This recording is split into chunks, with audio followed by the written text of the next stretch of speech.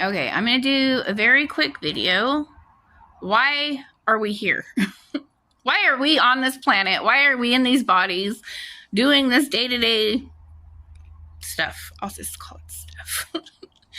Anyways, so everybody knows the story of Adam and Eve, but a lot of people don't believe the story of Adam and Eve.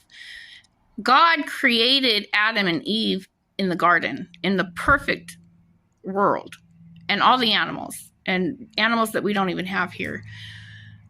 I think. That doesn't say it in the Bible, but I think so. Anyways, when you read the story of Adam and Eve and their fall, it's very important. This is very real.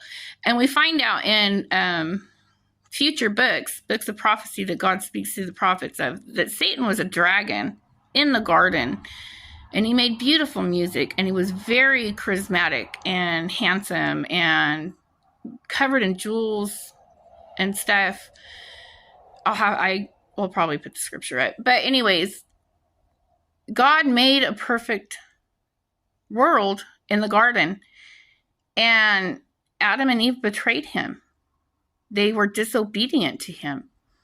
And all it took was a little bit of lies and manipulation, twisted truth of Satan, of the enemy. And Satan isn't his real name. Satan is a title, just like Baal is a title. But, and they're all the same, Moloch, Baal, Allah, all of them. It's all Satan. But God is creating an eternal kingdom. That's the point. That's why we're here. Adam and Eve sinned, and it threw us into a world where there is good and evil, the knowledge of good and evil, the knowledge of sin. Sin is of Satan. So we are to choose between good and evil.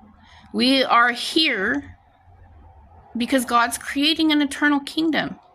If you were creating an eternal kingdom forever, for the rest of time, would you not want the people that were going to be in it to be good people that are obedient to you and love you?